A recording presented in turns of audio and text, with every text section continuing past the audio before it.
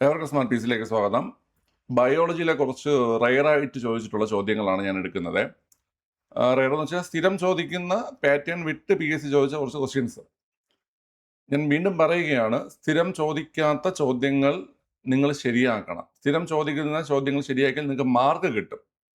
ആരും ശരിയാക്കാത്ത അല്ലെങ്കിൽ റയറായിട്ടുള്ള ചോദ്യങ്ങൾ ശരിയാക്കുന്നവർക്കാണ് റാങ്ക് കിട്ടുന്നതും ജോലി കിട്ടുന്നതും. അത് മനസ്സിലാക്കി വേണം ക്ലാസ് കാണേണ്ടത്. പലർക്കും ഉള്ളൊരു ടെൻഡൻസിയാണ്, അതായത് ക്വസ്റ്റ്യനെ കാണുമ്പോൾ ഇതെനിക്ക് അറിയാത്ത ക്വസ്റ്റ്യൻ, ഇത് നോക്കണ്ടെന്ന് വിചാരിച്ചിട്ട് സ്കിപ്പ് ചെയ്ത് പോകും. എന്നാൽ ചില കുട്ടികൾ അങ്ങനെയല്ല. ഇത് അറിഞ്ഞാത്ത ക്വസ്റ്റ്യൻ ആണ്, ഇത് പഠിക്കണം, അല്ലെങ്കിൽ ഇതുമായി ബന്ധപ്പെട്ട കാര്യങ്ങൾ പഠിക്കണം. ഇനി ഇതുപോലത്തെ കാര്യങ്ങൾ ചോദിക്കുകയാണെങ്കിൽ അതിൽ നിന്ന് മാർക്ക് സ്കോർ ചെയ്യണമെന്ന് ബുദ്ധിപൂർവ്വം ചിന്തിക്കും. അങ്ങനെ ഈ വീഡിയോ കാണുന്ന എല്ലാവരും അത്തരത്തിൽ ബുദ്ധിപൂർവ്വം ചിന്തിക്കണം എന്നാണ് എൻ്റെ അഭിപ്രായം. ഓക്കെ അല്ലേ? അപ്പോൾ ഈ ക്ലാസ് നിങ്ങൾ കൃത്യമായിട്ട് അറ്റൻഡ് ചെയ്ത് ഞാനിവിടെ വയ്ക്കുന്ന എല്ലാ ക്വസ്റ്റ്യനും നിങ്ങൾക്ക് ശരിയാക്കാൻ പറ്റിയിട്ടുണ്ടോ ഇല്ല എന്നുള്ള കാര്യം കമൻറ്റ് ചെയ്യുക. ലാസ്റ്റ് ഈ കാര്യം പഠിച്ചോ മനസ്സിലായോ ഇല്ല എന്നുള്ള കാര്യം കമൻറ്റ് ചെയ്തിട്ട് എന്ത് ചെയ്യുക, പോവുക. ഓക്കെ, ഒരു 5-6 ക്വസ്റ്റ്യൻ ഉണ്ട്. ഒരു 10, 20, 25 മിനിറ്റ് ഉള്ളൊരു വീഡിയോ ആയിരിക്കും. ഫുള്ള് കാണാൻ ശ്രമിക്കുക. ഒന്നാമത്തെ ക്വസ്റ്റ്യൻ ഇതാണ്: ആരോഗ്യവാനായ ഒരു വ്യക്തിയുടെ ശ്വാസകോശത്തിലെ വായുവിനിമയവുമായി ബന്ധപ്പെട്ട് തന്നിരിക്കുന്ന അളവുകളിൽ ശരിയായവ തിരഞ്ഞെടുക്കുക എന്നാണ്. അതായത് ശ്വാസകോശത്തിലെ വായുവിനിമയവുമായി ബന്ധപ്പെട്ടുള്ള ചോദ്യങ്ങളാണ്. ഞാൻ ഈ ചോദ്യത്തിലേക്ക് വരുന്ന മുമ്പ് 1-2 അല്ലാത്ത കാര്യങ്ങൾ ചോദിക്കുകയാണ് കേട്ടോ. നിങ്ങളത് റെസ്പോണ്ട് ചെയ്ത് തന്നെ പോവുക. ഓക്കെ, ശരി. നമ്മൾ ആരോഗ്യവാനായ ഒരു വ്യക്തി 1 മിനിറ്റിൽ എത്ര തവണ ശ്വസിക്കുമെന്നറിയാവോ? ആരോഗ്യവാനായ ഒരു വ്യക്തി 1 മിനിറ്റിൽ ശ്വസിക്കുന്നത് 12 മുതൽ 16 തവണയാണ് കേട്ടോ. 12 മുതൽ 16 തവണയാണ് ആരോഗ്യവാനായ ഒരു വ്യക്തി 1 മിനിറ്റിൽ ശ്വസിക്കുന്നത്. ഞാനത് പറഞ്ഞപ്പോൾ പലർക്കും 72 എന്നൊരു നമ്പറൊക്കെ മൈൻഡിൽ വന്ന് കാണും. 72 BPM എന്ന് വെച്ച് കഴിഞ്ഞാൽ നമ്മുടെ 1 മിനിറ്റിലുള്ള ഹാർട്ട് ബീറ്റിന്റെ അല്ലെങ്കിൽ കാർഡിയാക് സൈക്കിളുകളുടെ എണ്ണമാണ് 72 BPM എന്ന് പറയുന്നത്. ഇത് ശ്വസിക്കുന്ന അളവാണ് 12 മുതൽ 16 തവണ. ശ്വസനം എന്ന് വെച്ച് കഴിഞ്ഞാൽ നമ്മൾ ഉള്ളിലേക്ക് വായു എടുക്കുന്നതിനെ ഉച്ഛ്വാസം എന്നും പുറത്തേക്ക് വായു വിടുന്നതിനെ നിശ്വാസം എന്നും പറയുന്നുണ്ട്. ഇനി നമ്മുടെ ശ്വസന വായുവിലെ ഘടകങ്ങൾ ഏതൊക്കെയാണ്, അതായത് നമ്മൾ ഉള്ളിലേക്ക് എടുക്കുന്നതും പുറത്തേക്ക് വിടുന്നതുമായിട്ടുള്ള ഘടകങ്ങൾ ഏതൊക്കെയെന്ന് കേട്ട് കഴിഞ്ഞാൽ നൈട്രജൻ ഒരു പ്രധാനപ്പെട്ട ഘടകമാണ്. നൈട്രജൻ നമ്മൾ ഉള്ളിലേക്ക് എടുക്കുന്നത് 78%, പുറത്തേക്ക് വിടുന്നതും എത്ര തന്നെയാണ്? 78% തന്നെയാണ്. കാരണം നൈട്രജൻ നമ്മൾ ഉപയോഗിക്കുന്നില്ല. 78% ഉള്ളിലേക്ക് വരുന്നുണ്ട്, അതുപോലെ 78% പുറത്തേക്ക് പോകുന്നുണ്ട്. പിന്നെ ഓക്സിജൻ ഒരു ഘടകമായിട്ടുണ്ട്. ഓക്സിജൻ നമ്മൾ 21% ഉള്ളിലേക്ക് എടുക്കുകയും ഉള്ളിലേക്ക് എടുക്കുന്ന 21%വും പുറത്തേക്ക് വിടുന്നത് 15%വുമാണ് കേട്ടോ. ഈ 15% പുറത്തേക്ക് വിടുന്നു, 21% ഉള്ളിലേക്ക് എടുക്കുന്നു, 15% പുറത്തേക്ക് വിടുന്നു. അപ്പൊ നിങ്ങൾക്ക് ചോദിക്കും, ഉച്ഛ്വാസ വായുവിലെ, അതായത് ഉള്ളിലേക്ക് എടുക്കുന്ന ഓക്സിജന്റെ അളവ് ചോദിച്ചു കഴിഞ്ഞാൽ 21%, നിശ്വാസവായു അതായത് പുറത്തേക്ക് വിടുന്ന വായുവിന്റെ ഓക്സിജന്റെ അളവ് ചോദിച്ചു കഴിഞ്ഞാൽ 15%മാണ്. പിന്നെ മറ്റൊരു പ്രധാനപ്പെട്ട ഘടകം കാർബൺ ഡൈ ഓക്സൈഡ് ആണ്. കാർബൺ ഡൈ ഓക്സൈഡ് 0.04% നമ്മൾ ഉള്ളിലേക്ക് എടുക്കുന്നത്. 0.04% ഉള്ളിലേക്ക് എടുക്കുന്നത്. എന്നാൽ പുറത്തേക്ക് വിടുന്നത് 4% നമ്മൾ പുറത്തേക്ക് എന്ത് ചെയ്യുന്നത്, വിടുന്നത്. പിന്നെ ഉള്ളത് നമ്മുടെ ജലബാഷ്പമാണ് കേട്ടോ. ജലബാഷ്പമാണ്, മോയ്സ്ചറാണ്. ജലബാഷ്പം നമ്മൾ പുറത്തേക്ക് എടുക്കുന്നത് 0.96%, പുറത്തേക്കല്ല ഉള്ളിലേക്ക് എടുക്കുന്നത് 0.96% ഉള്ളിലേക്ക് എടുക്കുന്നു. പുറത്തേക്ക് വിടുന്നത് 3%. പുറത്തേക്ക് വിടുന്നത് 3%. അപ്പൊ നിങ്ങളിത് കൂട്ടി നോക്കിക്കഴിഞ്ഞാൽ 2 സൈഡിലും എത്ര ഉണ്ടാകും? 100 ഉണ്ടാകും. അവിടെ 100 ഉണ്ടാകും, ഇതുപോലെ ഇവിടെയും 100 ഉണ്ടാകും. അപ്പൊ ഇതാണ് ആദ്യം മനസ്സിലാക്കിയിരിക്കേണ്ടത്. നമ്മുടെ ഉച്ഛ്വാസ വായുവിലെ ഘടകങ്ങൾ, ഉള്ളിലേക്ക് എടുക്കുന്ന വായുവിലെ ഘടകങ്ങൾ: nitrogen, oxygen, carbon dioxide, ജലബാഷ്പം. അതിൽ nitrogen 78%, oxygen 21%, carbon dioxide 0.04%, ജലബാഷ്പം എന്ന് പറഞ്ഞാൽ 0.96%. ഇനി പുറത്തേക്ക് വിടുന്നതിലും ഈ ഘടകങ്ങൾ തന്നെയാണ് പ്രധാനമായിട്ടുള്ളത്. അതിൽ നൈട്രജൻ 78%വും പുറത്തേക്ക് വിടുന്നു. ഓക്സിജൻ 21 എടുക്കുന്ന നമ്മൾ 15% പുറത്തേക്ക് വിടുന്നത്. കാർബൺ ഡൈ ഓക്സൈഡ് 0.04 എടുക്കുന്നു, 4% പുറത്തേക്ക് വിടുന്നു. ജലബാഷ്പമാണെങ്കിൽ 0.96% നമ്മൾ ഉള്ളിലേക്ക് എടുത്തതിന് ശേഷം 3% പുറത്തേക്ക് വിടുന്ന ജലബാഷ്പത്തിന്റെ അളവ് എന്ന് പറയുന്നത്. അപ്പൊ ഇത് നിങ്ങൾ ബേസിക് ആയിട്ട് അറിഞ്ഞിരിക്കണം. ഈ 2 ചോദ്യങ്ങൾ, 1 മിനിറ്റിലെ ശ്വസനത്തിന്റെ എണ്ണവും അതുപോലെ തന്നെ ഉച്ഛ്വാസ വായുവിലെയും നിശ്വാസ വായുവിലെയും ഘടകങ്ങളും അവയുടെ പെർസെൻറ്റേജും ഇമ്പോർട്ടൻ്റ് ആണ്. ഓക്കെ, ഇനി ഞാൻ ബാക്കി കാര്യങ്ങൾ പറഞ്ഞുതരാം. അല്ല, നമുക്ക് ആദ്യം കാണുന്നത് ശ്വസന വ്യാപ്തം എന്ന് പറയും. ശ്വസന വ്യാപ്തത്തിന്റെ ഇംഗ്ലീഷ് അറിയോ? ശ്വസന വ്യാപ്തത്തിന്റെ ഇംഗ്ലീഷ് ടൈഡൽ വോളിയം എന്നാണ്. ടൈഡൽ വോളിയം അതായത് നമ്മൾ നോർമലി നമ്മൾ ശ്വസിക്കുന്ന സമയത്ത്, നമ്മൾ ഇപ്പോഴെല്ലാവരും ക്ലാസ് എടുക്കുന്ന ഞാനായാലും ക്ലാസ് കാണുന്ന നിങ്ങളായാലും എല്ലാവരും, നമുക്ക് ചുറ്റുമുള്ള ആൾക്കാരായാലും എല്ലാവരും ശ്വസിക്കുന്നുണ്ട്. അപ്പൊ ഈ ശ്വസിക്കുന്ന സമയത്ത് നമ്മൾ ഉള്ളിലേക്ക് എടുക്കുന്നതും പുറത്തേക്ക് വിടുന്നതുമായിട്ടുള്ള വായുവിന്റെ അളവിനെയാണ് ശ്വസന വ്യാപ്തം എന്ന് പറയുന്നത്. അപ്പൊ അത് ഉള്ളിലേക്ക് എടുക്കുന്നതായാലും പുറത്തേക്ക് എടുക്കുന്നതായാലും സെയിം തന്നെയാണ്. 500 ml ആണ് നമ്മുടെ ടൈഡൽ വോളിയം എന്ന് പറയുന്നത്. എത്രയാണ്? 500 ml ആണ്. അതായത് ഇവിടെ തന്നിരിക്കുന്നത് 1100 ml എന്നുള്ളത് തെറ്റാണ്. ശ്വസന വ്യാപ്തം 500 ml ആണ്. അപ്പം നമ്മൾ സാധാരണയായി ശ്വസിക്കുമ്പോൾ ഉള്ളിലേക്ക് എടുക്കുന്നതോ പുറത്തേക്ക് വിടുന്നതോ ആയ വായുവിന്റെ അളവിനെയാണ് ടൈഡൽ വോളിയം എന്ന് പറയുന്നത്, ശ്വസന വ്യാപ്തം എന്ന് പറയുന്നത്. അടുത്ത ഉച്ഛ്വാസ സംഭരണ വ്യാപ്തം, ഇൻസ്പിറേറ്ററി റിസർവ് വോളിയം എന്ന് ഇംഗ്ലീഷിൽ പറയും. ഇൻസ്പിറേറ്ററി റിസർവ് വോളിയം എന്ന് ഇംഗ്ലീഷിൽ പറയും. അതായത് നമ്മൾ ആഞ്ഞൊന്ന് ഇൻഹേൽ ചെയ്യുകയാണ്, അതായത് ഉള്ളിലേക്ക് നമ്മൾ വായു എടുക്കുകയാണ്. നമ്മൾ ആഞ്ഞൊന്ന് വായു എടുക്കുന്ന സമയത്ത് നമുക്ക് പരമാവധി എത്രത്തോളം വായു അധികമായി നമ്മളെ ശ്വാസകോശത്തിൽ സംഭരിക്കാൻ കഴിയും, ആ പറയുന്ന അളവിനെയാണ് ഉച്ഛ്വാസ സംഭരണ വ്യാപ്തം അല്ലെങ്കിൽ ഇൻസ്പിറേറ്ററി റിസർവ് വോളിയം എന്ന് പറയുന്നത്. അതായത് നമ്മൾ ശക്തമായിട്ട് ഉച്ഛ്വസിക്കുമ്പോൾ, ശക്തമായി നമ്മൾ വായു ഉള്ളിലേക്ക് എടുക്കുന്ന സമയത്ത് നമുക്ക് എത്രത്തോളം വായു അധികമായി ശ്വാസകോശത്തിൽ സംഭരിക്കാൻ കഴിയും എന്നതിനെയാണ് നമ്മൾ ഉച്ഛ്വാസ സംഭരണ വ്യാപ്തം എന്ന് പറയുന്നത്, അല്ലെങ്കിൽ ഇൻസ്പിറേറ്ററി റിസർവ് വോളിയം എന്ന് പറയുന്നത്. അപ്പൊ ഇവിടെ കൊടുത്തിരിക്കുന്ന അളവ് ശരിയാണ്. 2500 മുതൽ 3000 ml ആണ് നമ്മുടെ ഈ പറയുന്ന ഉച്ഛ്വാസ സംഭരണ വ്യാപ്തം അല്ലെങ്കിൽ ഇൻസ്പിറേറ്ററി റിസർവ് വോളിയം എന്ന് പറയുന്നത്. ഓക്കെ, അപ്പൊ അടുത്തത് നിങ്ങൾക്ക് ഞാൻ പറയാതെ തന്നെ നിങ്ങൾക്ക് ഉത്തരം പറയാൻ കഴിയും. നിശ്വാസ സംഭരണ വ്യാപ്തം, അതായത് എക്സ്പിറേറ്ററി റിസർവ് വോളിയം. എന്താണ് ഇത് ഉദ്ദേശിക്കുന്നത് കേട്ട് കഴിഞ്ഞാൽ, നമ്മൾ നേരത്തെ ശക്തമായി ഉള്ളിലേക്ക് എടുക്കുന്ന വായുവിനെ കുറിച്ചല്ലേ സംസാരിച്ചത്. ഇത് നമ്മൾ ശക്തമായിട്ട് നിശ്വസിക്കുകയാണ്, അതായത് പുറത്തേക്ക് വായു നമ്മൾ ശക്തമായിട്ട് നിശ്വസിച്ച് കളയുകയാണ്. അപ്പൊ ആ സമയത്ത് പരമാവധി എത്രത്തോളം വായു നമ്മുടെ ശരീരത്തിൽ നിന്ന് പുറത്തേക്ക് പോകും എന്നതാണ് നിശ്വാസ സംഭരണ വ്യാപ്തം അല്ലെങ്കിൽ എക്സ്പിറേറ്ററി റിസർവ് വോളിയം എന്ന് പറയുന്നത്. നിശ്വാസ സംഭരണ വ്യാപ്തം, ശക്തമായി നിശ്വസിക്കുമ്പോൾ പുറത്തേക്ക് പോകുന്ന വായുവിന്റെ അളവിനെയാണ് നിശ്വാസ സംഭരണ വ്യാപ്തം എന്ന് പറയുന്നത്. ഈ കൊടുത്തിരിക്കുന്ന അളവ് ശരിയാണ്. 1000 മുതൽ 1100 മില്ലി ആണ്. ഓക്കെ അല്ലേ? അപ്പൊ ഈ രണ്ടും മനസ്സിലായല്ലോ. ശക്തമായി ഉള്ളിലേക്ക് എടുക്കുന്ന സമയത്ത് നമ്മുടെ ശ്വാസകോശത്തിൽ അധികമായി സംഭരിക്കുന്ന വായുവിന്റെ അളവ് 2500 മുതൽ 3000 ml. അതിനെ നമ്മൾ ഉച്ഛ്വാസ സംഭരണ വ്യാപ്തം എന്ന് പറയുന്നു. ശക്തമായി നിശ്വസിക്കുന്ന സമയത്ത് നമ്മൾ പുറത്തേക്ക് വിടുന്ന വായുവിന്റെ അളവിനെയാണ് നിശ്വാസ സംഭരണ വ്യാപ്തം എന്ന് പറയുന്നത്. അത് 1000 മുതൽ 1100 ml ആണ്. ഓക്കെ അല്ലേ? ക്ലിയർ ആണ്? അത് രണ്ടും മനസ്സിലായി നിങ്ങൾക്ക്. ഇനി അടുത്ത ശിഷ്ടവ്യാപ്തം. ഇതുമായി ബന്ധപ്പെട്ടിരുന്ന ശിഷ്ടവ്യാപ്തം, അതായത് നിശ്വാസ സംഭരണ വ്യാപ്തവുമായി ബന്ധപ്പെട്ടാണ് ശിഷ്ടവ്യാപ്തം പറയേണ്ടത്. അതായത് നമ്മൾ ഈ പറയുന്നില്ലേ, ഈ ദീർഘമായി നമ്മൾ നിശ്വസിക്കുന്നു. ദീർഘമായി നിശ്വസിച്ചതിന് ശേഷവും നമ്മുടെ ശ്വാസകോശത്തിൽ എത്രത്തോളം വായു ബാക്കിയുണ്ട് എന്നതിനെയാണ് ഈ ശിഷ്ടവ്യാപ്തം എന്ന് പറയുന്നത്. മനസ്സിലായ? ദീർഘമായ നിശ്വാസത്തിന് ശേഷം എത്രത്തോളം വായു നമ്മുടെ ശ്വാസകോശത്തിൽ ബാക്കിയുണ്ട് എന്ന അളവിനെയാണ് ശിഷ്ടവ്യാപ്തം അല്ലെങ്കിൽ റെസിഡൽ വോളിയം എന്ന് പറയുന്നത്. റെസിഡൽ വോളിയം എന്ന് പറയും. RESIDUAL വോളിയം, റെസിഡൽ വോളിയം എന്ന് പറയും. ഓക്കെ അല്ലേ? അപ്പൊ ഈ കൊടുത്തിരിക്കുന്ന അളവ് തെറ്റാണ്. അത് 1100 മുതൽ 1200 ml വരെയാണ് അതിന്റെ അളവ് വരുന്നത്. അപ്പൊ നമുക്കിവിടെ ചോദ്യം ശരിയായവ ഏതൊക്കെയെന്നാണ്. ശരിയായവ ഓപ്ഷൻ ബി വരുന്നു. 2ഉം 3ഉം ശരി എന്നതാണ് ആൻസർ. അപ്പം ഇതെല്ലാം സെറ്റാണ്. നിങ്ങൾക്ക് ശ്വസന വ്യാപ്തം എന്ന് വെച്ച് കഴിഞ്ഞാൽ നമ്മൾ നോർമലി ശ്വസിക്കുന്ന സമയത്ത് ഉള്ളിലേക്ക് എടുക്കുന്നതും പുറത്തേക്ക് എടുക്കുന്നതുമായ വായുവിന്റെ അളവാണ് ശ്വസന വ്യാപ്തം. 500 ml ആണെന്നത് മനസ്സിലാക്കുക.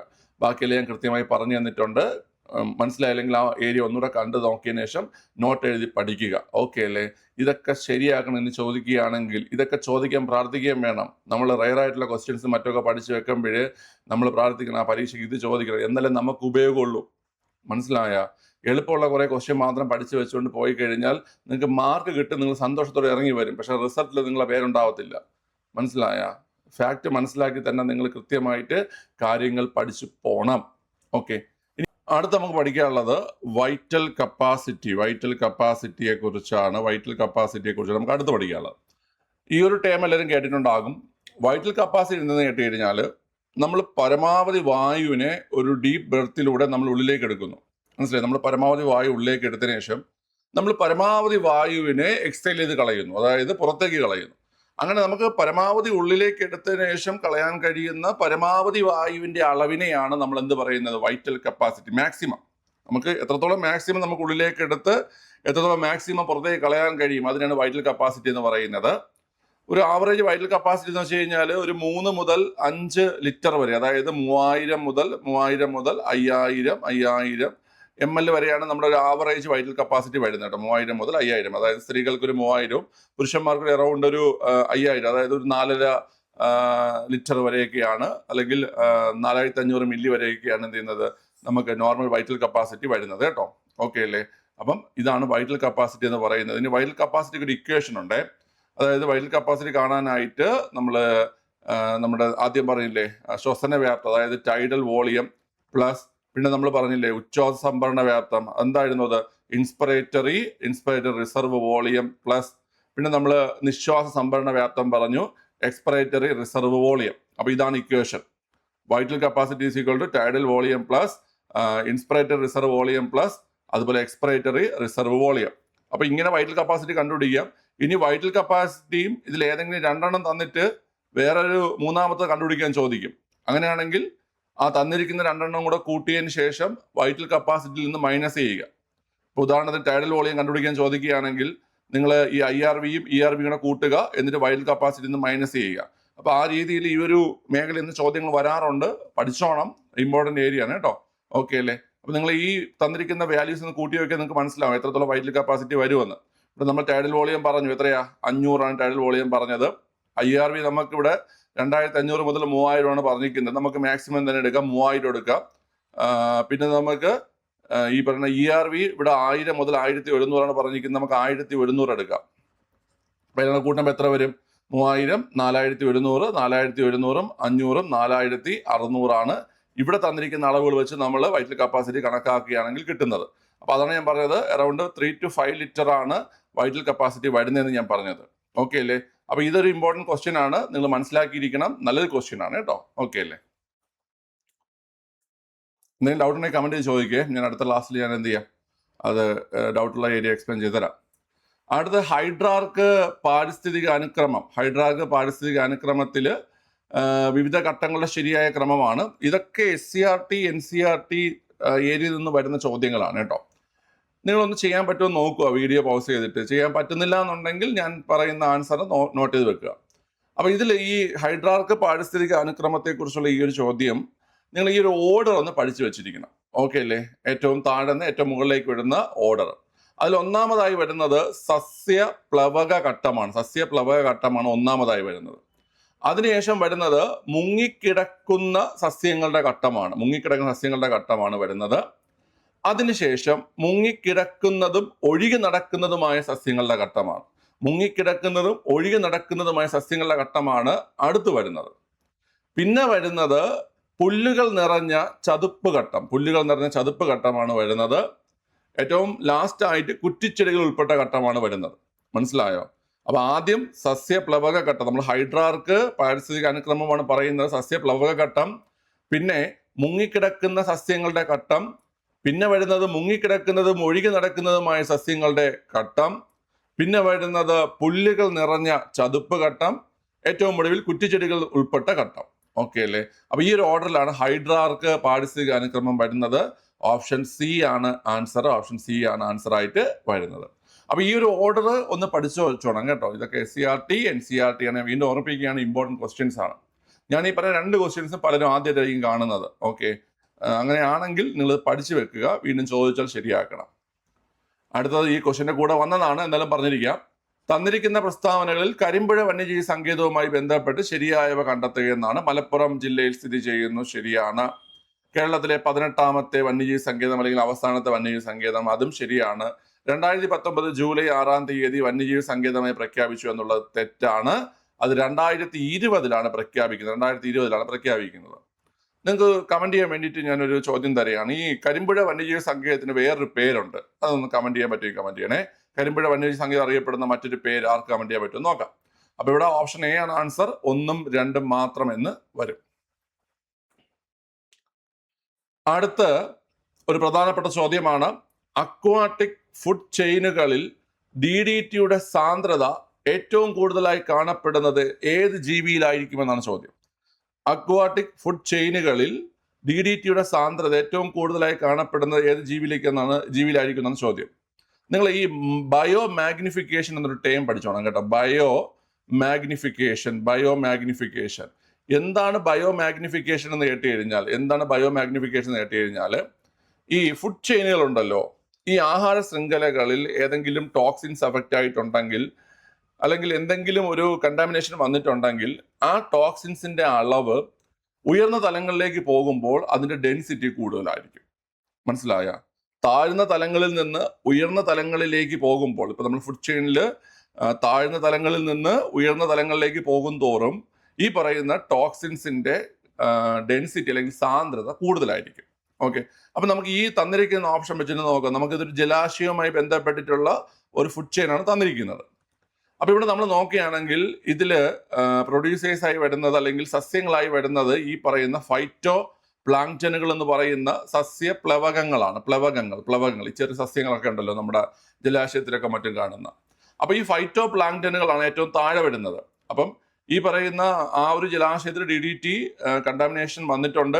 അപ്പൊ അതുകൊണ്ട് തന്നെ ഈ ഫൈറ്റോ പ്ലാങ്ക്ടനുകളിൽ എന്തുണ്ടാകും? DDTയുടെ കണ്ടന്റ് ഉണ്ടാവും. അപ്പൊ ഈ ഫൈറ്റോ പ്ലാങ്ക്ടനുകളെയാണ് ആര് തിന്നുന്നത്? മത്സ്യങ്ങൾ തിന്നുന്നത്. ഓക്കെ, ഇപ്പൊ ഫൈറ്റോ പ്ലാങ്ക്ടനുകളെ മത്സ്യം തിന്നും. അപ്പോൾ ഒരു ഫൈറ്റോ പ്ലാങ്ക്ടനെ വെച്ച് നമ്മൾ കണക്കാക്കുമ്പോൾ അതിനേക്കാൾ കൂടുതൽ DDT ആരുടെ ശരീരത്തിൽ വരും? മത്സ്യങ്ങളുടെ ശരീരത്തിൽ വരും. കാരണം മത്സ്യങ്ങൾ ധാരാളം ഫൈറ്റോ പ്ലാങ്ക്ടനുകളെ ആഹാരമാക്കും. അപ്പം മത്സ്യങ്ങളുടെ ശരീരത്തിൽ എന്ത് വരും കുട്ടികളെ? ഈ പറയുന്ന DDTയുടെ സാന്ദ്രത കൂടും. മനസ്സിലായ? ഇനി ഈ മത്സ്യങ്ങളെ ആര് തിന്നും? മത്സ്യങ്ങളെ ഞണ്ടുകൾ തിന്നും. ഞണ്ടുകൾ തിന്നും. അപ്പം കുറെ മത്സ്യങ്ങളെ ഞണ്ടുകൾ തിന്നുമ്പോൾ മത്സ്യങ്ങളെ അപേക്ഷിച്ച് DDTയുടെ സാന്ദ്രത ഞണ്ടുകളുടെ ശരീരത്തിൽ എന്തായിരിക്കും? കൂടുതലായിരിക്കും. മത്സ്യങ്ങളെ അപേക്ഷിച്ച് DDTയുടെ സാന്ദ്രത ഞണ്ടുകളുടെ ശരീരത്തിൽ കൂടുതലായിരിക്കും. ഈ ഞണ്ടുകളെയാണ് ആര് തിന്നും? ഞണ്ടുകളെയും അതുപോലെ മത്സ്യങ്ങളെയും ആര് തിന്നും? കടൽക്കാക്കകൾ തിന്നും അല്ലെ? ഞണ്ടുകളെയും മത്സ്യങ്ങളെയും കടൽക്കാക്കകൾ തിന്നും. അപ്പം ഇവരുടെയൊക്കെ ശരീരത്തിലുള്ള ഈ DDTയുടെ കണ്ടന്റ് ആരുടെ ശരീരത്തിലേക്ക് വരും? ഈ പറയുന്ന കടൽക്കാക്കകളുടെ ശരീരത്തിലേക്ക് വരും. അപ്പം പറഞ്ഞു വരുന്നത് ഏറ്റവും കൂടുതൽ DDT സാന്ദ്രത, DDTയുടെ ഡെൻസിറ്റി വരാൻ പോകുന്നത് കടൽക്കാക്കകളിലാണ്. അപ്പൊ ആ ഒരു സംവിധാനത്തെയാണ് ഞാൻ ഇവിടെ പറഞ്ഞത് ബയോമാഗ്നിഫിക്കേഷൻ. അതായത് ഒരു ഫുഡ് ചെയിനിൽ അല്ലെങ്കിൽ ആഹാര ശൃംഖലയിൽ ഉയർന്ന തലങ്ങളിലേക്ക് പോകുമ്പോൾ ആ ഒരു ഫുഡ് ചെയിനിൽ എന്തെങ്കിലും ഒരു ടോക്സിൻസ് എഫക്റ്റ് ആയിട്ടുണ്ടെങ്കിൽ ആ ടോക്സിൻസിന്റെ ഡെൻസിറ്റി ഉയർന്ന തലങ്ങളിലേക്ക് പോകുമ്പോൾ കൂടുതലായിരിക്കും. അപ്പൊ ഇതിൽ ഏറ്റവും കൂടുതൽ വരുന്നത് കടൽക്കാക്കകളുടെ ശരീരത്തിലാണ് DDTയുടെ സാന്ദ്രത ഏറ്റവും കൂടുതലായി കാണപ്പെടുന്നത്. ഏറ്റവും കുറവ് കാണപ്പെടാൻ പോകുന്നത് ഫൈറ്റോ പ്ലാങ്ക്ടനുകളായിരിക്കും. ഓക്കെ അല്ലേ? അപ്പൊ ഫൈറ്റോ പ്ലാങ്ക്ടനുകളെ മത്സ്യം കഴിക്കുമ്പോൾ മത്സ്യത്തിന്റെ ശരീരത്തിൽ കൂടും. ഞണ്ടുകൾ കഴിക്കുമ്പോൾ മത്സ്യങ്ങളെ അപേക്ഷിച്ച് ഞണ്ടുകളുടെ ശരീരത്തിൽ കൂടും. ഞണ്ടുകളെയും മത്സ്യങ്ങളെയും കടൽക്കാക്കകൾ കഴിക്കുന്ന സമയത്ത് കടൽക്കാക്കകളുടെ ശരീരത്തിൽ ഈ പറയുന്ന ഡെൻസിറ്റി കൂടുതലായിരിക്കും DDTയുടെ. ഓക്കെ, എക്സ്പ്ലനേഷൻ മനസ്സിലായെന്ന് വിശ്വസിക്കുന്നു. ഡൗട്ട് ഉണ്ടെങ്കിൽ കമന്റ് ചെയ്യുക. അടുത്ത് താഴെ കൊടുത്തിരിക്കുന്നവയിൽ പ്രോട്ടോസോവ മൂലം ഉണ്ടാകുന്ന രോഗങ്ങൾ മാത്രം ഉൾപ്പെട്ടിട്ടുള്ള ഓപ്ഷൻ തിരഞ്ഞെടുക്കുക എന്നാണ്. ടൈഫോയിഡ് നമുക്കറിയാം. ടൈഫോയിഡ് എന്ന് പറഞ്ഞു കഴിഞ്ഞാൽ സാൽമോണല്ല ടൈഫി എന്ന് പറയുന്ന ഒരു ബാക്ടീരിയ കാരണം ഉണ്ടാകുന്ന രോഗമാണ് ടൈഫോയിഡ് അല്ലേ? സാൽമോണല്ല ടൈഫി എന്ന് പറയുന്ന ബാക്ടീരിയ കാരണം ഉണ്ടാകുന്ന രോഗമാണ് ടൈഫോയിഡ്. മലേറിയ നമുക്കറിയാം. മലേറിയ എന്താണ്? ഒരു പ്രോട്ടോസോവൻ ഡിസീസാണ്. അപ്പോൾ പ്ലാസ്മോഡിയം എന്ന് പറയുന്ന പ്രോട്ടോസോവ കാരണം ഉണ്ടാകുന്ന ഒരു രോഗമാണ് എന്ന് പറയുന്ന കുട്ടികളെ മലേറിയ എന്ന് പറയുന്നത്. അതിൽ തന്നെ പ്ലാസ്മോഡിയം വൈവാക്സ് ഉണ്ട്, പ്ലാസ്മോഡിയം ഫാൽസിപാരം ഉണ്ട്. ഓക്കെ അല്ലേ? ഏറ്റവും മാരകമായിട്ടുള്ള മലേറിയ എന്ന് പറയുന്നത് ഫാൽസിപാരം മലേറിയയാണ്. അതായത് പ്ലാസ്മോഡിയം ഫാൽസിപാരം കാരണം ഉണ്ടാകുന്ന മലേറിയയാണ് ഏറ്റവും മാരകമായിട്ടുള്ളത്. കോമൺ ആയിട്ടുള്ളത് പ്ലാസ്മോഡിയം വൈവാക്സ് കാരണം ഉണ്ടാകുന്ന മലേറിയയാണ് കോമൺ ആയിട്ടുള്ളത്. അപ്പൊ അതൊക്കെ നിങ്ങൾ പഠിച്ചിട്ടുണ്ടായിരിക്കും. ഇല്ലെങ്കിൽ ഞാൻ പറഞ്ഞ പോയിന്റ് നോട്ട് ചെയ്ത് വെക്കുക. ഇനി രണ്ട് ഓപ്ഷൻ ഉണ്ട്. അമീബയാസിസും അതുപോലെ ഡെങ്കിപ്പനിയും ഉണ്ട്. ഡെങ്കിപ്പനി നമുക്കറിയാം. ഡെങ്കിപ്പനി ഒരു വൈറസ് രോഗമാണ് അല്ലേ? വൈറസ് രോഗമാണ്. ആൽഫ വൈറസ് എന്ന് പറയുന്ന വൈറസ് കാരണം ഉണ്ടാകുന്ന രോഗമാണ് ഡെങ്കിപ്പനി. ഓക്കെ, അപ്പൊ പലർക്കും ഈ ഒരു കാര്യം ഡൗട്ട് ആയിരിക്കും, എന്താണ് അമീബയാസിസ് എന്ന് പറയുന്നത്? അമീബയാസിസ് എന്ന് പറഞ്ഞു കഴിഞ്ഞാൽ നിങ്ങൾ വയറുകടി എന്ന് കേട്ട് കാണും. വയറുകടി എൻഡമീബ ഹിസ്റ്റോലിറ്റിക്ക, ആ പേര് കേട്ടിട്ടുണ്ടാകും. എൻഡമീബ ഹിസ്റ്റോലിറ്റിക്ക എന്ന പേര് കേട്ടിട്ടുണ്ടോ നിങ്ങൾ? അപ്പൊ എൻഡമീബ ഹിസ്റ്റോലിറ്റിക്ക എന്ന് പറയുന്ന സൂക്ഷ്മജീവി കാരണം ഉണ്ടാകുന്ന രോഗമാണ് വയറുകടി അല്ലെങ്കിൽ അമീബാസിസ് എന്ന് പറയുന്നത്. അപ്പൊ ഇത് പ്രോട്ടോസോവൻ രോഗമാണ്. ഓക്കെ അല്ലേ? അപ്പൊ മലേറിയ അതുപോലെ അമീബയാസിസ് ഇതൊക്കെ പ്രോട്ടോസോവൻ രോഗങ്ങളാണെന്ന് ഓർത്തിരിക്കുക. അപ്പൊ ഇവിടെ ഓപ്ഷൻ ബി ആണ് ആൻസർ വരുന്നത്. ഇത് പിന്നെ വെട്ടിയെടുക്കാൻ പറ്റും. ടൈഫോയിഡും ഡെങ്കിപ്പനിയും അറിയാമെങ്കിൽ നമ്മൾ 1ഉം 4ഉം ക്യാൻസൽ ചെയ്തിട്ട് നമുക്ക് ഉത്തരവെടുക്കാൻ പറ്റും. കാരണം ടൈഫോയിഡ് വെച്ചിട്ട് തന്നെ നമുക്ക് ഓപ്ഷൻ എ ക്യാൻസൽ ചെയ്യാൻ പറ്റുമായിരുന്നേ. ഓപ്ഷൻ എയും ഓപ്ഷൻ ഡിയും ക്യാൻസൽ ചെയ്യാമായിരുന്നു. പിന്നെ നമുക്ക് ഈ ഡെങ്കിപ്പനി വെച്ചിട്ട് ഓപ്ഷൻ സിയും എന്ത് ചെയ്യാൻ ക്യാൻസൽ ചെയ്യാൻ പറ്റും. അപ്പോൾ 2ഉം 3 ആൻസർ എന്ന് കിട്ടും. ഓക്കെ അല്ലേ? പക്ഷേ മുകളിലത്തെ ക്വസ്റ്റ്യൻ നമുക്ക് പഠിക്കാതെ അറ്റൻഡ് ചെയ്യാൻ പറ്റുമോ? ഇല്ല. അതാണ് ഞാൻ പറഞ്ഞത്. നമ്മൾ ചില ക്വസ്റ്റ്യൻസിൽ നമ്മൾ ഒന്ന് എക്സ്ട്രാ അലർട്ട് ആയിരിക്കണം. ഓക്കെ, ഈ 2 ക്വസ്റ്റ്യനും കൂടെ ചെയ്തിട്ട് നമുക്ക് ഈ വീഡിയോ വൈൻഡപ്പ് ചെയ്യാം. തന്നിരിക്കുന്ന പ്രസ്താവനകൾ ടൈപ്പ് 2 പ്രമേഹവുമായി ബന്ധപ്പെട്ടവ ഏതെല്ലാം എന്നാണ്. ജുവനൽ ഡയബറ്റീസ് എന്നറിയപ്പെടുന്നത്. ജുവനൽ ഡയബറ്റീസ് എന്നറിയപ്പെടുന്നത് ടൈപ്പ് 1 ആണ്. അതായത് നമ്മുടെ കുട്ടികളെ ബാധിക്കുന്ന ഡയബറ്റീസ് ഉണ്ടല്ലോ, അതാണ് ജുവനൽ ഡയബറ്റീസ്. അപ്പോൾ ടൈപ്പ് 1 ആണ് ജുവനൽ ഡയബറ്റീസ്. ജീവിതശൈലി രോഗമായി കരുതപ്പെടുന്നു. അത് ശരിയാണ്. ടൈപ്പ് 2 പ്രമേഹമാണ് ജീവിതശൈലി രോഗമായി കരുതപ്പെടുന്നത്. അതിനുള്ള കാരണം എന്ന് വെച്ച് കഴിഞ്ഞാൽ ടൈപ്പ് 2 പ്രമേഹം വന്നു കഴിഞ്ഞാൽ വരാനുള്ള റീസണിൽ ഒന്നെന്ന് പറഞ്ഞത് പൊണ്ണത്തടിയാണ്, ഒബിസിറ്റി. പൊണ്ണത്തടി ടൈപ്പ് 2 പ്രമേഹത്തിന് റീസൺ ആണ്. പൊണ്ണത്തടിയുള്ള ആൾക്കാർക്ക് ടൈപ്പ് 2 പ്രമേഹം വരാം.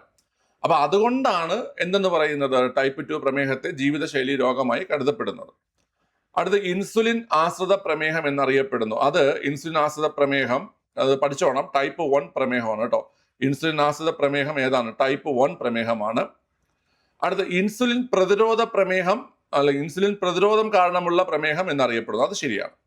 കാരണം ഈ ടൈപ്പ് 2 പ്രമേഹം എന്ന് വെച്ച് കഴിഞ്ഞാൽ നമ്മുടെ ശരീരത്തിൽ ഇൻസുലിൻ്റെ അളവൊക്കെ ഉണ്ടാകും. അതായത് ഇൻസുലിൻ ഹോർമോണൊക്കെ പ്രൊഡ്യൂസ് ചെയ്യും. പക്ഷെ നമ്മുടെ ബോഡി എന്ത് ചെയ്യത്തില്ല, ഈ ഇൻസുലിൻ ഹോർമോണിനോട് റിയാക്ട് ചെയ്യത്തില്ല. അതായത് അതിനോട് പ്രതിരോധിച്ച് നിൽക്കും. അതുകൊണ്ടാണ് ഇൻസുലിൻ പ്രതിരോധ പ്രമേഹം എന്ന് ടൈപ്പ് 2 പ്രമേഹം അറിയപ്പെടുന്നത് കേട്ടോ. ഓക്കെ അല്ലേ? അപ്പൊ ഇവിടെ നമുക്ക് ആൻസർ ഏത് വരും? ഓപ്ഷൻ സി ആൻസർ ആയിട്ട് വരുന്നു. 2ഉം 4ഉം മാത്രം. ഓക്കെ അല്ലേ? അപ്പൊ ജുവനൽ ഡയബറ്റീസ് എന്നറിയപ്പെടുന്നത് ടൈപ്പ് 1 ആണ്. ഇൻസുലിൻ ആശ്രിത പ്രമേഹം എന്നറിയപ്പെടുന്നതും ടൈപ്പ് 1 ആണ്. ജീവിതശൈലി രോഗമായി വരുന്നത് ടൈപ്പ് 2 പ്രമേഹമാണ്. അതായത് 2 പ്രമേഹം ഉള്ളതിൽ 2ഉം ജീവിതശൈലി രോഗമല്ല. ടൈപ്പ് 2 പ്രമേഹമാണ് ജീവിതശൈലി രോഗം. ഇൻസുലിൻ പ്രതിരോധം കാരണമുള്ള പ്രമേഹം എന്നറിയപ്പെടുന്നതും ഏതാണ് കുട്ടികളെ? ടൈപ്പ് 2 പ്രമേഹമാണ് കേട്ടോ. ഓക്കെ അല്ലേ?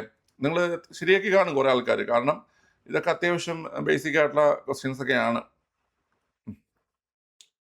അടുത്ത കേരള ആരോഗ്യക്ഷേമ വകുപ്പ് വിഭാവനം ചെയ്ത അമൃതം ആരോഗ്യം പദ്ധതിക്ക് കീഴിൽ നടപ്പിലാക്കുന്ന മറ്റ് പദ്ധതികൾ തന്നിരിക്കുന്നതിൽ നിന്നും തിരഞ്ഞെടുക്കുക എന്നതാണ് ചോദ്യം. ഈ കേരള ആരോഗ്യക്ഷേമ വകുപ്പും നമ്മുടെ നാഷണൽ ഹെൽത്ത് മിഷനും ചേർന്നിട്ട് ആരംഭിച്ചിട്ടുള്ള ഒരു പദ്ധതിയാണ് അമൃതം ആരോഗ്യം. മനസ്സിലായി? കേരള ഹെൽത്ത് ഡിപ്പാർട്ട്മെന്റും അതുപോലെ തന്നെ നമ്മുടെ NHM നാഷണൽ ഹെൽത്ത് മിഷനും ചേർന്ന് ആരംഭിച്ചിട്ടുള്ള ഒരു പദ്ധതിയാണ് അമൃതം ആരോഗ്യം. അമൃതം ആരോഗ്യം പദ്ധതി എന്താണെന്ന് നിങ്ങൾക്ക് എല്ലാവർക്കും അറിയായിരിക്കും. ജീവിതശൈലി രോഗ നിയന്ത്രണ പദ്ധതിയാണ്. ജീവിതശൈലി രോഗ നിയന്ത്രണ പദ്ധതിയാണ് അമൃതം ആരോഗ്യം. അപ്പൊ ഈ അമൃതം ആരോഗ്യം പദ്ധതിയുടെ കീഴിൽ തന്നെ കുറച്ച് ഉപപദ്ധതികൾ വരുന്നുണ്ട്. അതിലൊരെണ്ണമാണ് നയനാമൃതം എന്ന് പറയുന്നത്. നയനാമൃതം എന്ന് വെച്ച് കഴിഞ്ഞാൽ ഈ ഡയബറ്റിക് റെറ്റിനോപ്പതി എന്ന് പറയും. അതായത് നമുക്ക് ഈ പ്രമേഹം ബാധിച്ച ആൾക്കാർക്ക് കാഴ്ചയ്ക്ക് പ്രശ്നം ഉണ്ടാകാറുണ്ട്. അതായത് അവിടെ കാഴ്ച മങ്ങുകയും കാഴ്ച നഷ്ടപ്പെടുന്ന സാഹചര്യങ്ങളൊക്കെ ഉണ്ടാകാറുണ്ട്. അപ്പൊ അത് നിയന്ത്രിക്കാനുള്ള ഒരു സംവിധാനമാണ് നയനാമൃതം എന്ന് പറയുന്നത്. നയനാമൃതം അപ്പം ഏതിൽ വരുന്നതാണ്? അമൃതം ആരോഗ്യം പദ്ധതിയിൽ കീഴിൽ വരുന്നത് തന്നെയാണ് നയനാമൃതം. പിന്നെ ഒന്നാണ് പാദസ്പർശം. പാദസ്പർശം എന്ന് വെച്ച് കഴിഞ്ഞാൽ ഈ പറയുന്ന ഡയബറ്റിക് ആയിട്ടുള്ള ആൾക്കാർക്ക് കാലിനും മറ്റും പ്രശ്നങ്ങൾ ഉണ്ടാവുകയും കാലുകൾ മുറിച്ചു മാറ്റുകയും വരുന്ന സാഹചര്യങ്ങൾ ഉണ്ടാകാറുണ്ട് അല്ലേ? കാലുകൾ മുറിച്ചു, ഇപ്പൊ ഷുഗർ വന്ന് കാല് മുറിച്ചു എന്നൊക്കെ നമ്മൾ കേൾക്കാറില്ലേ? അപ്പൊ അങ്ങനെയുള്ള സാഹചര്യങ്ങൾ ഒഴിവാക്കാനും അതുമായി ബന്ധപ്പെട്ട് പാദ സംരക്ഷണം നൽകുന്നതിന് വേണ്ടിയുള്ള പദ്ധതിയാണ് ഏത് പറയുന്നത്? പാദസ്പർശം എന്ന് പറയുന്നത്. അപ്പൊ ഡയബറ്റിക് ആയിട്ടുള്ള ആൾക്കാരുടെ പാദ സംരക്ഷണം അല്ലെങ്കിൽ പാദവുമായി ബന്ധപ്പെട്ടിട്ടുള്ള പദ്ധതിയാണ് എന്ന് പറയുന്നത് പാദസ്പർശം. അത് അമൃതം ആരോഗ്യ പദ്ധതിയിൽ ഉൾപ്പെടുന്നതാണ്. ആർദ്രം എല്ലാവർക്കും അറിയായിരിക്കും. ആർദ്രം നവകേരള മിഷനിലെ ആരോഗ്യ പദ്ധതിയാണ് ആർദ്രം. നവകേരള മിഷനിലെ ആരോഗ്യ പദ്ധതിയാണ് ആർദ്രം. നമ്മൾ ഈ പറയുന്ന ഹോസ്പിറ്റലുകൾ, സർക്കാർ ആശുപത്രികളുടെ നവീകരണം, സർക്കാർ ആശുപത്രികൾ ഔട്ട് പേഷ്യന്റ് ഫ്രണ്ട്ലി ആക്കി മാറ്റുക. അപ്പൊ അതിനൊക്കെ വേണ്ടിയിട്ടുള്ള പദ്ധതിയാണ് ആർദ്രം പദ്ധതി. അതെല്ലാവർക്കും അറിയായിരിക്കും. അപ്പൊ അതല്ല എന്നുള്ള ഉറപ്പിക്കാം. അടുത്തത് സിറസ് എന്ന് വെച്ച് കഴിഞ്ഞാൽ stroke identification, rehabilitation, awareness and stabilization എന്നാണ്. Stroke identification, rehabilitation, awareness and stabilization എന്നാണ് ഈ പറയുന്ന സിറസിന്റെ പൂർണ്ണരൂപം. അതായത് പക്ഷാഘാതം ഉണ്ടല്ലോ, പക്ഷാഘാതം ഒരു ജീവിതശൈലി രോഗമാണ്. ആ പക്ഷാഘാതം നിയന്ത്രിക്കുന്നതിന് വേണ്ടിയിട്ടുള്ള അല്ലെങ്കിൽ പക്ഷാഘാതം കണ്ടെത്തുന്നതിനും നിയന്ത്രിക്കുന്നതിനും അതിന്റെ ബോധവൽക്കരണങ്ങൾ മറ്റും നൽകുന്നതിന് വേണ്ടിയുള്ള പദ്ധതിയാണ് സിറസ് എന്ന് പറയുന്നത്. Stroke identification, rehabilitation, awareness and stabilisation എന്നതാണ് സിറസിന്റെ പൂർണ്ണരൂപം. അതായത് 1, 2, 4 ഏതിൽ ഉൾപ്പെടുന്നതാണ്? അമൃതം ആരോഗ്യം പദ്ധതിയുടെ കീഴിൽ ഉൾപ്പെടുന്നവയാണ്. ഓക്കെ, അപ്പോൾ ഓപ്ഷൻ സി ആണ് ആൻസർ. എത്ര പേര് ശരിയാക്കിയെന്ന് എനിക്ക് അറിയത്തില്ല. ശരിയാക്കിയവർ കമന്റുകളൊക്കെ ചെയ്യുക. അതായത് ഞാൻ തന്ന ക്വസ്റ്റ്യൻ എത്ര ക്വസ്റ്റ്യൻ ഉണ്ടായിരുന്നു? നമുക്ക് 5 ക്വസ്റ്റ്യൻ അല്ലേ? 5 or 6 അല്ലേ? 6 7 ക്വസ്റ്റ്യൻ ഉണ്ടായിരുന്നു തോന്നുന്നു. ഓക്കെ, ഞാൻ കുറച്ച് ക്വസ്റ്റ്യൻസ് എൻ്റെ റെയർ ആയിട്ടുള്ള ക്വസ്റ്റ്യൻസിന്റെ കളക്ഷൻ ഉണ്ടായിരുന്നു. ഞാൻ അതെടുത്ത് നിങ്ങൾക്കൊരു ക്ലാസ് എടുത്തതാണ്.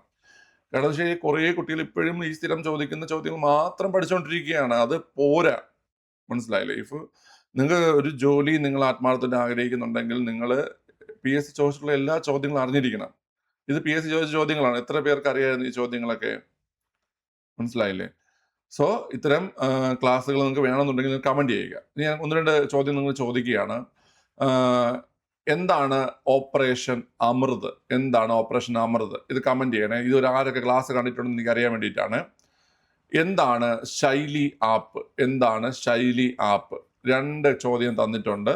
ഇത് വൃത്തിയായിട്ട് ഇതിന്റെ ആൻസർ ആദ്യമായി ആര് കമന്റ് ചെയ്യോ അവരുടെ കമന്റ് ഞാനിവിടെ പിൻ ചെയ്തിട്ടുണ്ടാവും കേട്ടോ. ഓക്കെ, ഈ 2 കാര്യങ്ങൾ, ഓപ്പറേഷൻ അമൃത്, ശൈലി ആപ്പ്, ഈ 2ന്റെ ആൻസർ കൃത്യമായിട്ട് എന്നുവെച്ചാൽ എല്ലാവർക്കും വായിച്ചാൽ മനസ്സിലാവുന്ന രീതിയിൽ ആര് കമന്റ് ചെയ്തിട്ടുണ്ടാവോ അവിടെ കമന്റ് അവിടെ പിൻ ചെയ്തിട്ടുണ്ടാവും. ഓക്കെ അല്ലേ? ശരി, അപ്പം നമുക്ക് ഇതുപോലെ മറ്റ് വീഡിയോസുമായി വീണ്ടും കാണാം. നിങ്ങളുടെ വിലപ്പെട്ട അഭിപ്രായങ്ങൾ വീഡിയോ താഴെ കമന്റ് ചെയ്യുക.